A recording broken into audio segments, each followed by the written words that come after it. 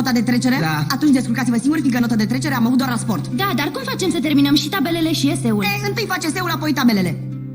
Te pot ajuta eu, dar fiindcă v-au pedepsit din cauza mea. N-a fost vina ta, ci a prietenului lui Cristian și a Brutei. Prietenă, aș vrea eu, dar... Da, dar îmi pare rău. Nu-ți face probleme. Și în plus, datorită pedepsei ne-am cunoscut.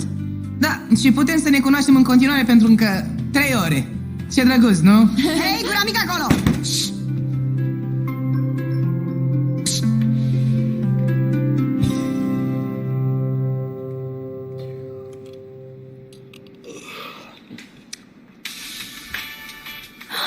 Asta e melodia mea preferată.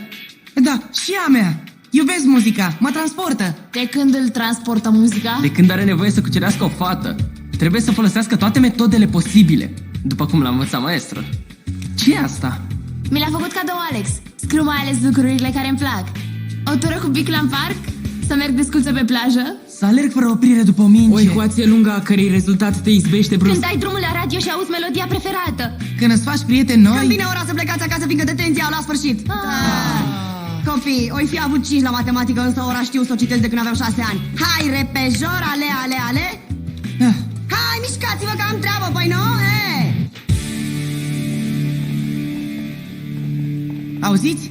Hai să vedem ce e în zona interzisă. Da, hai să mergem. Și dacă ne prind? Vom avea probleme. E momentul perfect ca să mergem. Nu mai e nimeni în școală. Bine, dacă e așa, vin și eu. Și tu, Emma? Dacă sunteți convinși... Bine, mergem.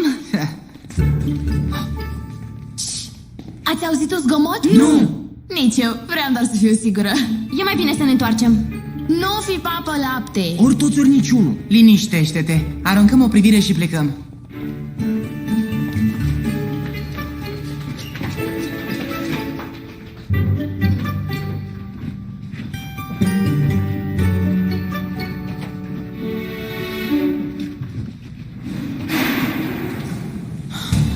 Oameni buni, Nina a spus că unul care a intrat aici a fost exmatriculat. De ce n-ai spus mai devreme? Fiindcă nu vreau să vă stric cheful. Hai, copii, doar nu ne întoarcem acum că suntem pe cale să dăm gol, a?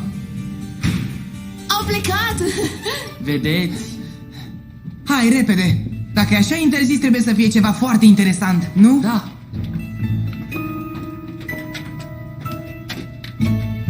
Din ziua aceea am devenit inseparabili.